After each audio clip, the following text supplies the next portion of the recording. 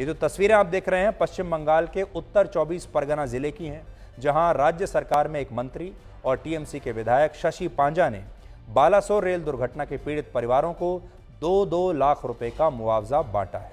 मुआवजे की यह राशि एक बंद लिफाफे में इन परिवारों को दी गई, लेकिन जब इन परिवारों ने यह पैसा इस लिफाफे से निकाला तो इसमें लगभग सारे नोट 2-2 हजार रुपए के ही थे, जिन्हें हाल ही में रिजर्व बैंक ऑफ इंडिया ने वापस लेने का फैसला किया। अगर यह मुआवजा राज्य सरकार देती तो यह मुआवजा नकद में दिया ही नहीं जा सकता था, और अगर कैश में दिया जाता है तो इसकी भी एक पूरी प्रक्रिया होती। लेकिन जब कोई पार्टी, राजनीतिक पार्टी,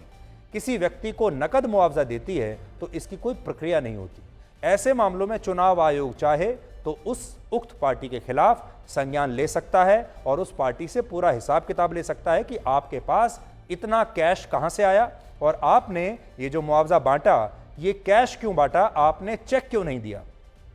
लेकिन कैश में किसी पार्टी द्वारा मुआवजा बांटने को लेकर हमारे देश में भी कोई स्पष्ट कानून नहीं है, और शायद इसी वजह से ममता बनर्जी की पार्टी पर अब ये सवाल उठे हैं। बालासोर की रेल दुर्घटना में जिन 288 लोगों की मौत हुई है उनमें से 103 लोग पश्चिम बंगाल से थे, और अगर टीएमसी इन 103 मृतकों के पीड़ित परिवारों को 2-2 लाख रुपए देती है तो ये मुआवजा 2000 रुपए के नोटों में बांटा जाता है, तो इससे 2000 रुपए के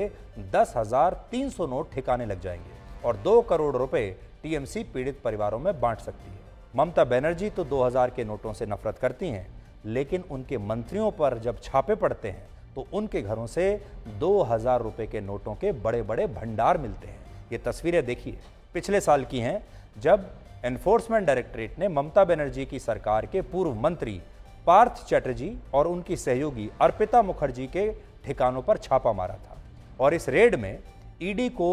करोड़ों रुपए के 2-2 हजार रुपए के नोट ही मिले थे।